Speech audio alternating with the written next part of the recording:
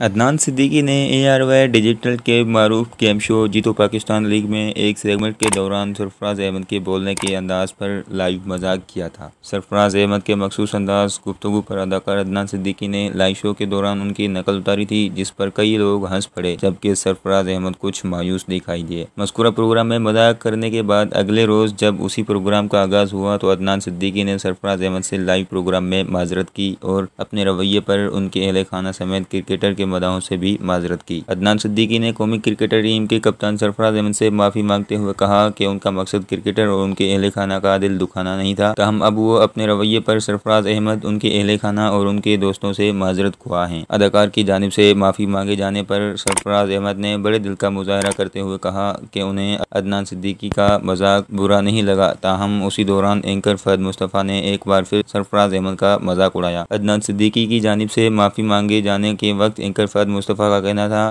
कि अदनान सिद्दीकी उनके बड़े हैं और अगर वो उन्हें लाइव प्रोग्राम में थप्पड़ भी मारेंगे तो वो बुरा नहीं मनाएंगे। साथ ही उन्होंने अपनी तरफ से कह दिया कि सरफराज अहमद ने बुरा नहीं मनाया, उसी बात है तो फिर से वही वाला मजाक करते हैं। और फिर फहद मुस्तफ़ा ने एक बार फिर सरफराज अहमद के बोलने के अंदाज की कॉपी करते हुए उनका मजाक उड़ाया। ये पहला मौका नहीं है कि अदनान सिद्दीकी को किसी टीवी प्रोग्राम में पेश आने वाले वाक़े पर माफ़ी मांगनी पड़ी। हाल ही में उन्हें एंकर आमिर लियाकत के प्रोग्राम में भी शिरकत की थी, जहाँ पर मेज़बान ने अदनान सिद्दीकी के सामने इंतहाई नामुनासिब मजाक किया था। आमिर लियाकत को नामुनासिब मजाक करने पर बहुत तनकीद का निशाना बनाया गया था, जबकि अदनान सिद्दीकी पर भी कुछ तनकीद हुई, जिस पर दोनों अफराद ने बादअदा माफ़ी मांग ली थी।